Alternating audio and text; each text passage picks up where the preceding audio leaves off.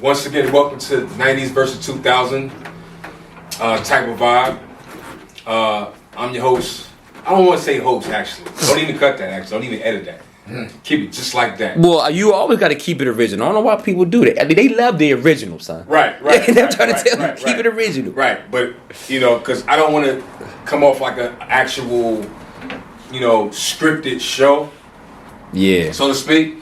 But we represent, it's called 90s versus 2000s type of vibe because that's just who we are. I represent the 90s. He represents the 2000s. That's just the era we love. Make no mistake about it. We cater to all eras and all genres of hip hop. So I don't want to get anyone confused. Alongside, we got my man Alquan right here, who definitely has hip hop credibility as well. 20 years deep with this, and all the time it's a lot of discussions in the barbershop about hip hop. And I always say this. No barber is more hip hop than me.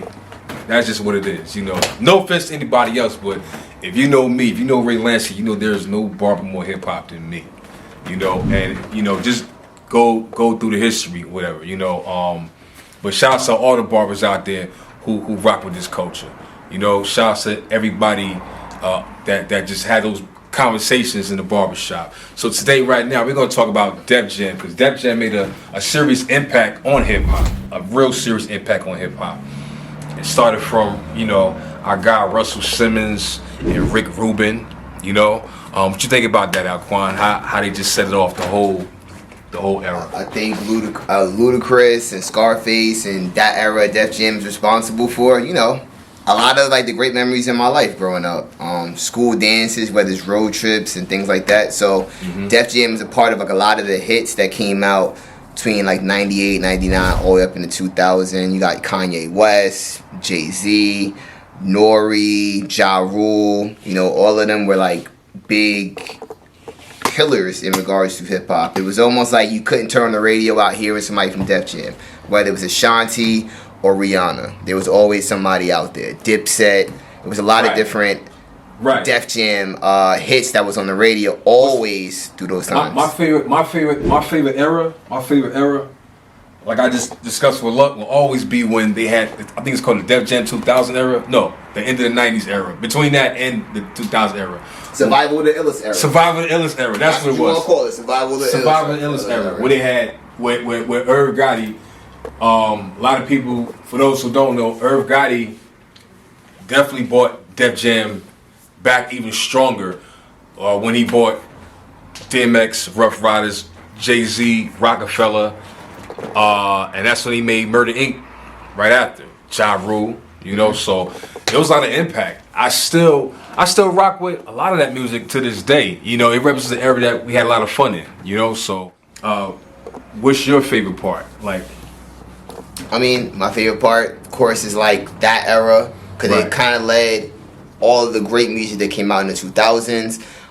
Literally is that's where, as you mentioned before, Luck said about the money coming in. That's where everything started becoming bigger. You started seeing $1 million budgets for videos. You started seeing just more fashion lines coming out. Hip hop became almost a global genre. Right. Def Jam started something so epic. Let's just say, first of all, that's the birth of LL. LL is the GOAT. Make no mistakes about it. LL is the GOAT. You think LL is the greatest of all time? I know LL is the greatest of all time. Okay, so he going to get beat up over that, but I got you. Listen, I know LL the greatest of all time. I got you, yeah. Don't get it confused because my favorite rapper is Nas.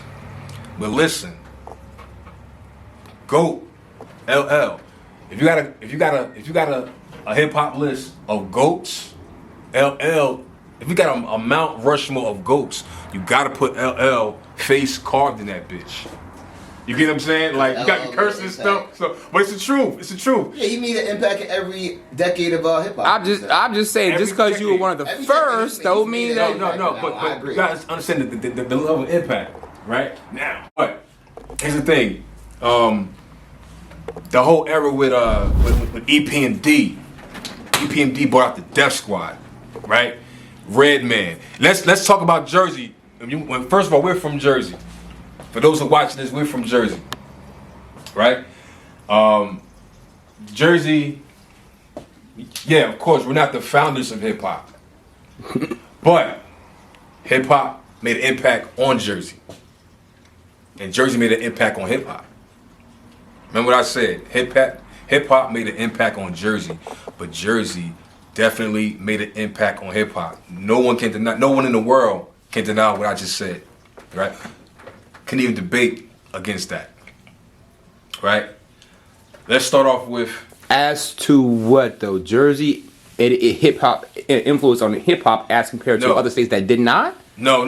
Just in general, I'm not in comparison to other states, but just know that Jersey has an impact on hip hop. Mm-hmm. That's no question, no debate. Especially when hip hop, when Jersey birthed names like a Naughty by Nature, a Latifah, a Redman, Joe Button. You get what I'm saying? Joe Button. So there's no way you can never say that Jersey has not had an impact on hip hop. But when it comes to Def Jam, you can't tell me that Redman didn't have an impact, a strong impact. The Def Jam era. I mean, not the Def Jam era. The Survival of the Illest era. You were talking about how Jersey has had its impact on hip hop, and you were using Redman as an example. But I'm still mad y'all didn't say Cannabis. No. We're talking about far as Def Jam. About to say because he's from New Jersey. Well, of course, Cannabis. No, I'm gonna tell you alone. I'm gonna tell you now. This is from Canada. He represents Jersey, dog. We're gonna Google that. But look, check it out. Cannabis will always have an impact on hip hop. Of course. Alone, just for the simple fact that he battled LL. Oh yeah, of course. Man, that was an ass whipping. I don't care what nobody say. But let me tell you something. LL, what I got respect about LL is LL battled probably in more eras than any rapper. I mean, you go from battling Kumo D and them all the way to from Cannabis Ice-T to Kumo D. You know what I'm saying? So only person I say is second is Ice Cube. right. He probably be second. Second of what? A second of what? Eras battles in both eras. Yeah. I thought you meant like goat wise, like he's talking about. No. I was talking about just battles in eras. It might be Ice Cube because he did NWA. He had a battle with Common. Easy he had a few different. Let me tell you something now. You know what? Maybe. But he might be for second. I don't know. From battles in most eras, it might be Ice Cube. Battles in most eras. I haven't seen Ice Cube have a battle since Common. That was it. Common. He also had one with what is it? When was LL's last battle? Wasn't that Cannabis? The group that with Cypress Hill. He had a battle with Cypress Hill. How did that even happen? No, he did. He had issues with Cypress Hill. I know after how. You said how that even happened? Yo, he had issues with Cypress Hill. I remember that, but I didn't. It wasn't like really blown up like that. You know. I think he might have had one in every era, if I'm not mistaken. But so back to that whole Def Jam, right? You got Irv Gotti, bringing the whole Rockefeller and that whole Rough Riders. Let's push it up earlier. You had EPMD, the whole Def Squad, the Hit Squad actually. And also one of my favorite early eras of Def Jam is one of my all-time favorites is Slick Rick. Like Slick Rick is probably like I gotta give him storyteller pioneer. You get what I'm saying? Like Nas got a little bit of that storytelling from him. Even some of his swag a little bit. You get what I'm saying? Like, Slick Rick. Help me out. I was gonna say regarding Slick Rick. His bouncing made it change his voice on the song. Also could inspire people like Kendrick Lamar who switches his voice a lot of times in records. Like back and forth, like Slick Rick can sometimes do the girl voice and his voice, and it sounds like he having a conversation on the record while telling the story. And at that time, I don't remember anybody else specifically doing that, doing like impersonations of other voices within the record, which I think is very unique. But you know what? Now, unique. I'm glad you said that. Why? Because check this out, right? This is what's unique about Def Jam, right? And right now, I'm just tagging Def Jam right now from the cut I just did. So I'm just like tagging on Instagram stories. I'll post the rest later on, whatever. One thing I like about them is the roster is not always the same. Like, a lot of labels didn't know how to adjust to a change of a roster. Meaning, okay, if they want to sign somebody, right, they say, well, we're looking for somebody more like this artist or that artist. You thought about it, if you think about it, a lot of their artists are different. Now, let's just say You got Onyx, fire, Onyx. That's Def Jam, but it's Onyx, right? Let's switch over to the West Coast for a second. You got Warren G, laid back. You get what I'm saying? Like Warren G is very laid back. That whole West Coast vibe is very laid back, right? Compared to Onyx, right? Both are fire, both were dope, both are legendary, right? Now let's just say it even switches up to like, let's just say, give me some more names from Def Jam, but I guarantee it was like a more diverse. Was it Method Man was on Def Jam? Either way. Well, of course, Rated Meth. Yep. Even like the whole impact. Even with I don't even remember. Even with R&B, who was it? R&B. Orange Juice Jones. You know, before Drew Hill, he had Orange Juice Jones. You know what I'm saying? Orange Juice Jones real slick with it. I don't know if y'all remember Orange Juice Jones. Yeah. That's the song. Walking in the rain. Right, with love. And you know they just covered the whole. They just covered every era of hip hop. Not every label can do that. They were a buffet of different flavors of everything you can get. Literally, whether it was you wanted something hard, you wanted something laid back, you wanted storytelling, if you wanted R&B, they had a little bit of everything. They was an outlet for not specifically one type of artist, but multiple artists. So it was kind of like they just recognized talent in a sense of just maybe trying to recognize one sound. Whereas some labels may have just only put one sound or was known for one sound. They like made it so you could have different types of artists. They had different types of talent to work with all those artists, whether it was R&B, whether it was making a song like Onyx or making something like Drew Hill or being Ludacris or Scarface. It was a home for everybody as long as you were talented and did your work. Alright, so got some names to some old school, well no, legendary names. I'm not even saying old school, I'm gonna say legendary names. You know, of course we got the Slick Ricks, right? You got the Slick Ricks. You got your, you know, you got your Eric B. and Rakims, you know, EPMD. Houdini was managed by Russell. You know, rest in peace to X of Houdini. You know, we Houdini was tight. Listen, Houdini was raw. Like at the time you had Run DMC and Houdini out around the same time. Both was street, but like Houdini represented that grown street. I can't describe it, but you gotta be there to understand what I'm talking about. It's like a grown street, like the beat, boom, boom, that One Love, like you know before that. And for those who don't know, that's where Nas got that from on Illmatic, One Love. He got that from Houdini. It wasn't so much of, you know, everything is a remake. Everything, you know, goes around, you know, in circles. But everybody inspire everybody. Right, everybody inspire everybody, exactly. And you know, the sound was so ill. So you know, shouts to Houdini. You know, cool as hell. Rest in peace, Ecstasy. And he also has a twin brother as well. You know, so they say that it's a possibility. You know, when this whole situation is over, when they do shows again, he might, you know, perform with the group. You know, so they say. Don't quote me. Please don't quote me. You know, but let's go even further into a different side of Def Jam. Let's go with, we said Scarface. Scarface signed Luda. Luda is one of the illest. To me, I think Ludacris is probably one of the illest lyricists from ATL. You know, even though the A also, Def Jam got one of my favorites from the A, Jeezy. Jeezy is my dude, straight up. That battle, I'm not gonna lie, the versus battle, I really wanted to see him battle T.I. first, because they were both like two of my favorite from the ATL. But then when I see him battle Gucci Mane, I understand. That was a groundbreaker. Like, you've never seen a battle that deep. Because of the history. Because of the history. We're not gonna get into it. Everyone's watching. If you don't know, Google it. But that was ill. Jeezy's definitely one of my favorites. Like, Def Jam also had the Dipset. Dipset, yep. Cam and Jewels, right? And well, all the Dipset, but like far as like, right.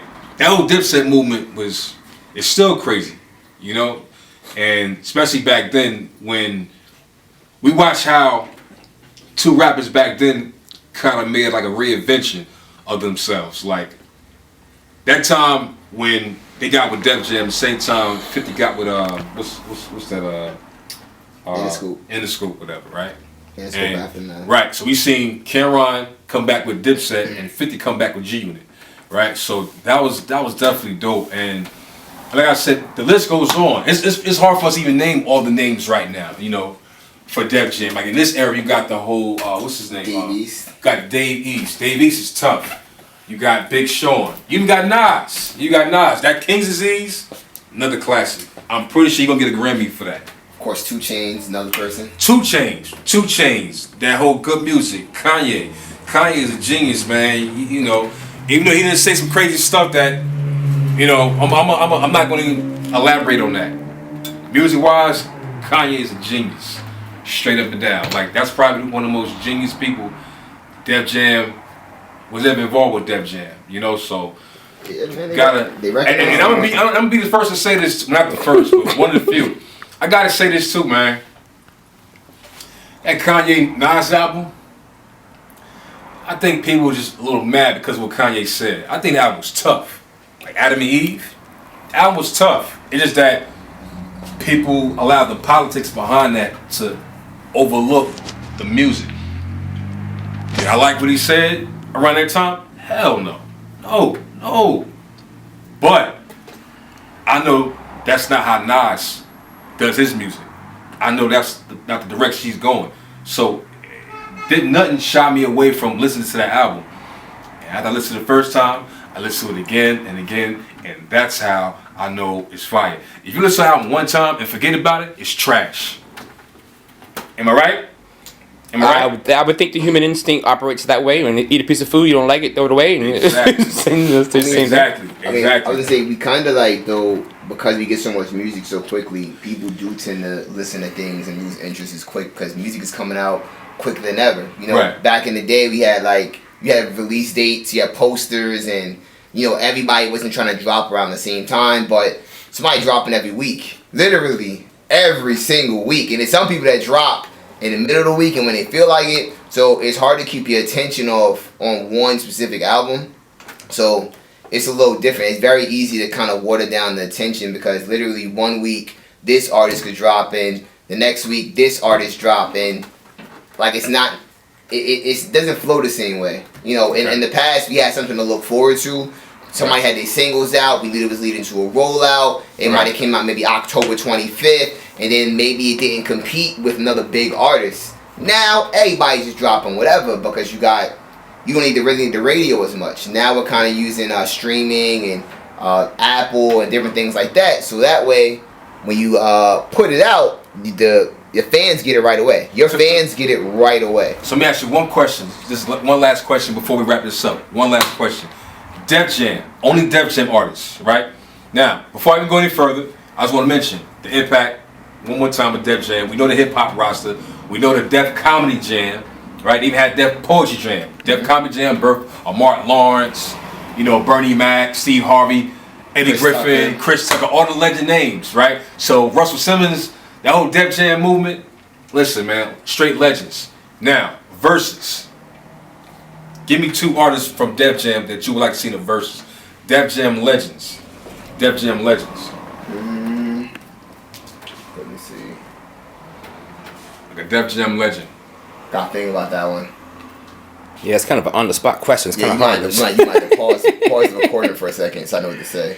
It's all good. You can't pause it, boss. Right, the answer gotta come where it is. I'm trying to think. I mean, because like he said the word legend, so therefore it's like that's kind of like that's all verses do is legends. Verses ain't got time for if you just drop in 2020. Verses not trying to hear you. Well, that's perspective to the individual. Like if you call legends, like what you call in a legend may not be what he calls, so to speak, legendary. So, given the artists that you guys call legendary, check this out. I define a legend as literally anybody who's made an impact in the game. There you go. No matter what it is, if you made some type of impact, even one-hit wonders. Give me 2 names you'd like to see though. Just give me 2 names. I'm still trying to think about it, but give me one. Maybe I'll match you. Give me one. I'll match you. I like to see Method Man in Versus. Versus who? I'm not sure. I want to see Jay-Z and LL Cool J. Since you the GOAT. Hey, listen. Since he the GOAT. Actually, LL called out Nas. Well, Nas will get his ass too, though. But I'm just saying, I want to see Jay-Z and LL there since LL the GOAT. That'd be a good one, though. Jay-Z and LL. Listen, I'm gonna tell y'all one. An old school one. No. A pioneer one. EPMD Run DMC. That's a good one. EPMD That's a good one. Run DMC. That's a good Straight one. up. EPMD Run DMC. EPMD is gonna win that one though. I don't know about that. Really? I don't know about that. I think EPMD is I don't more know in the about hip that. hop right there. Yo, Run. I know Run. Come on. Pioneer. So are Fat Boys. Same hour, same time. Fat Boys, exactly. Yeah, but they're don't sweat. But Run. They came out during Run DMC and they were did. as popular, if not, sometimes at points more popular. Right. But I'm gonna tell you this: Run DMC, right? Listen, King of Rock. Don't let Walk This Way fool you. Listen, a lot of lyricists were influenced by Run DMC. 100%. Tretch. You can't tell me Tretch. Eminem. That whole style, like you know, and you can tell that Run of them were possibly influenced by like the Treacherous 3 and all that. Like, you know, Kumo, these are the pioneer for that flow. Mm-hmm. And that's why Keras once said in that battle between him and Busy B, with the battles that they put on years ago, or back then, the style. When he defeated Busy B in that battle, when he won that battle, of course, shouts out to both of them, by the way. But he changed how lyricists approached it. He influenced the lyricists to approach it more aggressively, opposed to just rocking the party. That makes sense? Okay. So after that, he just birthed. He didn't even realize he's gonna birth a lot of dope lyricists. You know what I'm saying? But listen, Run, DMC, and PMD. If y'all watching this right now, that'll be a dope versus. I'm telling you right now, Run DMC, EPMD. Both of them are fire, man, and they are legends. And you may not like where I'm coming from with this one, right? But I think LL should go against Ja Rule for the ladies. The reason why, and for Queens. What? For the ladies Hell and no, for I'm not Queens. gonna work. Hey, whatever. Hey, I said, whatever floats your boat. No, because we about to get cursed out by the whole Queens. The whole Queens gonna trash us behind this shit. No, I said that because the ladies love both of them, and they both got their when it comes to the ladies, LL crushes Ja Rule. When it comes to the ladies, I mean, Ja Rule got a lot of hits. Yo, ladies love Ja, yo. And that's the only reason why I said it. I want to say one thing. This is the best part of the fucking interview. I mean, undertaking. That's what I'm talking about. Like, just the fact that they have female appeal, they have their hardcore hits. You know what I'm saying? LL has a little bit of a bigger catalog, but I think if you pick and make 20 records, they might be alright. I think especially with the ladies, LL crushes. Now, in terms of hits, I got you there. You're right. I don't know, because that might be interesting. I'll be honest, man. Yo, Ja is he took that guys. hip hop R&B to another level. Let's be real with this. I get this. He is not LL Cool J when it comes to the ladies in hip hop. He's not. He's not. No, he's not. I think he gonna have. He can easily give it a run. All right, song wise, yes. Ask Irv Gotti when they put that together. Listen. I like for you to say that, though, you about to have the whole Queens curse us out. Why? The whole Queens like, yo, son, what the fuck, son? You can put LL against motherfucking Rule. Yo, I like to see it, yo. Yeah. I think it might be interesting. They both from Queens.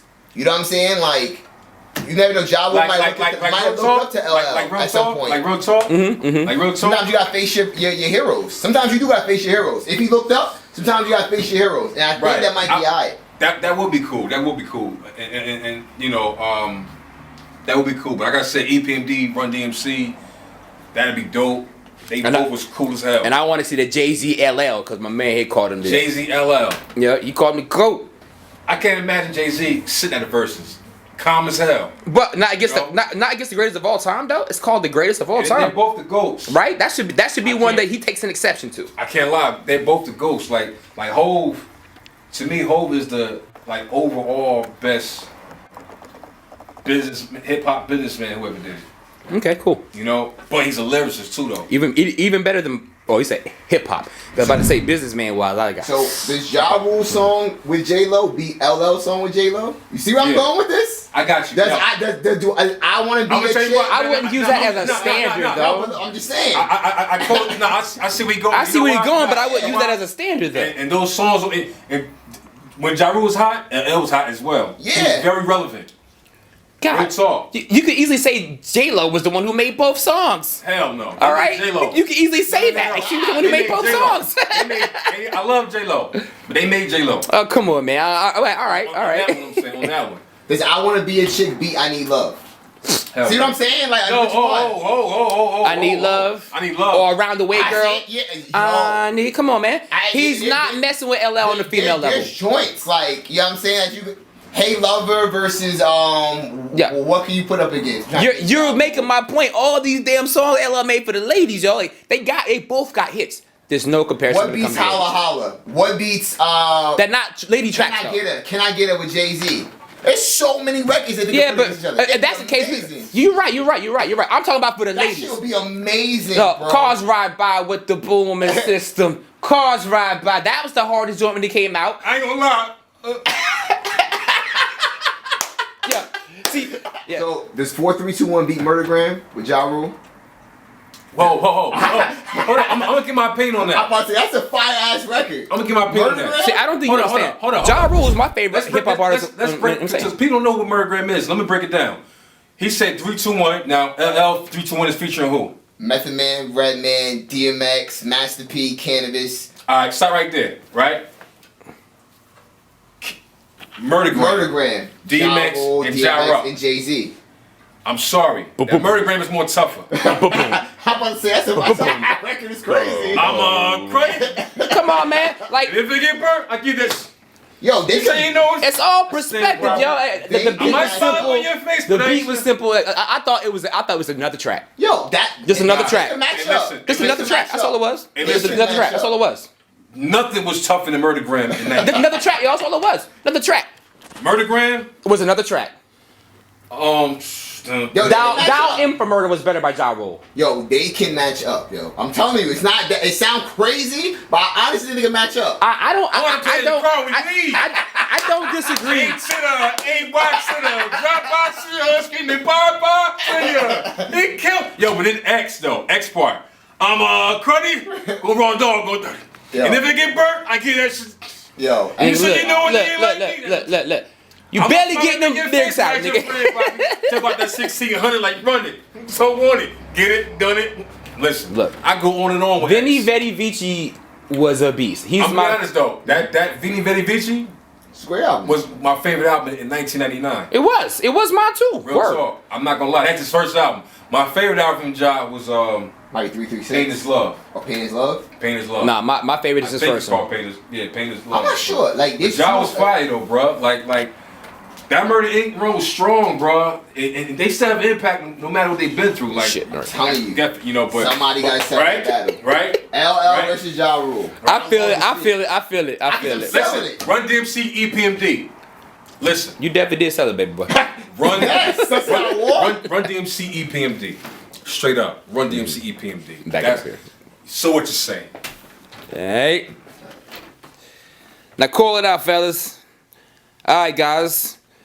This was the 90s and hip hop. 90s and 2000s hip hop conversation. Versus 2000. I was gonna say verses, but I didn't want to put the verses in there. Don't even edit that part. Keep that. I told you, dog. We keep everything original. Keep that What's wrong part. with you? They like the They don't even original. Like, this is messy. You know. No, that doesn't happen, my friend. No, that's what I want. Okay. They're just a mess over there in hip hop. But nah, but honestly, though, that's what it is. You know, shout out to everybody tuning in. You know, shouts to Lady Luck. You know, my guy Alquan. You know, shouts to Nick. He just left not too long ago. You know, Red Line behind the scenes. And once again, this is where we discuss, debate, and most of all, we pay homage to hip hop. That's it. R.I.P. MF Doom. One more time. RP MF Doom. RP MF Doom. Once again, 90s versus 2000 type of vibe where we discuss, debate, and of course we pay homage to hip hop. You know, shouts to all the hip hop legends. Shouts to the whole Def Jam roster from Russell Simmons. Bro, we gotta thank you. You know, we gotta thank you, Russell. Thank you, Rick Rubin. All the pioneers, man. And listen, let's just keep this hip hop to another level. You know, I'm just a big fan. That's it. You know, that's it. All right, y'all. That's right. It's a wrap.